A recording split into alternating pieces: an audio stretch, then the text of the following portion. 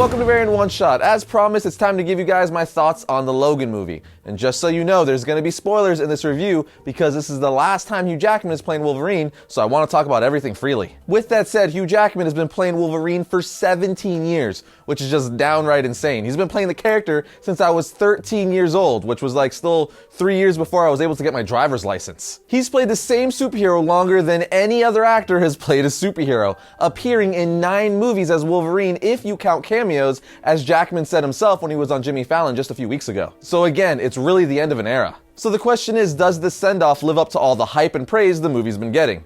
I think it does. Logan is the perfect way to end Hugh Jackman's almost 2-decade-long run playing the character. It does a great job wrapping everything up. And again, if you didn't hear me the first time, I'm gonna mention massive spoilers, so you've been warned a second time. The whole movie is based around mutants being gone for years, and Logan and Xavier are 2 of the only ones left. But even though they're alive, they're definitely not well. Like Professor X has Alzheimer's, and if not on medication, it causes him to involuntarily hurt or kill hundreds of people with his powers, as he's one of the most powerful mutants alive. Logan is also really old and weary. His claws don't even come out all the way sometimes. Like there's one scene where he was shown to have to pull one of the claws out with his other hand. So you really get to see these characters at the end of their rope. But what I was shocked with the most and pleased to see is how much this movie revolved around what's most important in life, like family, finding love, and just enjoying the little things like eating dinner at home and sleeping safe under a roof at night. So it was just really cool to see how much heart this movie has. You really see in this movie more so than others how Logan thinks of Xavier as a father figure. Like there's even a scene where he introduces him to strangers as his father.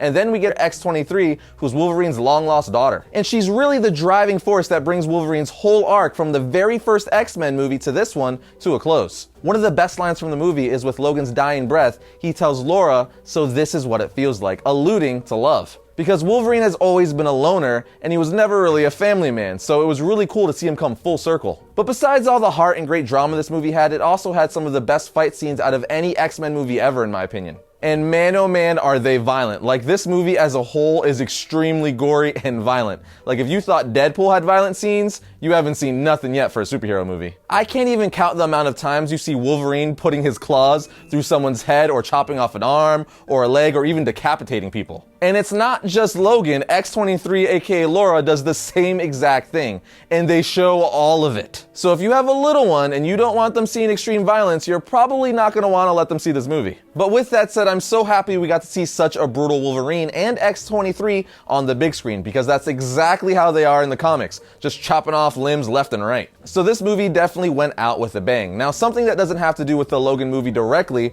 but amazing nonetheless, was the Deadpool short before the film. Am I the only one who had no idea that was going to happen? In a world where everything gets spoiled or teased on the internet, I can't believe I didn't know we were getting a live action Deadpool short before the movie that's prepping us for the second Deadpool. It was pretty much one of the best surprises ever and hilariously awesome. Ryan Reynolds is so perfect as Deadpool, it's not even funny. And I love how they were playing Superman's music as he was changing into his costume in the phone booth. Just pure gold. Anyway, there's a ton of good things I could say about Logan, and I don't really have any dislikes except at times Wolverine seemed a little too feeble, but that's just me nitpicking. In summary, this is a fantastic movie. X-23 was amazing. I didn't even know it was possible to fear an 11-year-old girl till now. Hugh Jackman was great as always, and the same thing for Patrick Stewart. This movie was just an all-around perfect way to end Hugh Jackman's 17-year-long run playing Wolverine. It had action, emotion, comedy, and heart. So whoever plays Wolverine next has a lot to live up to.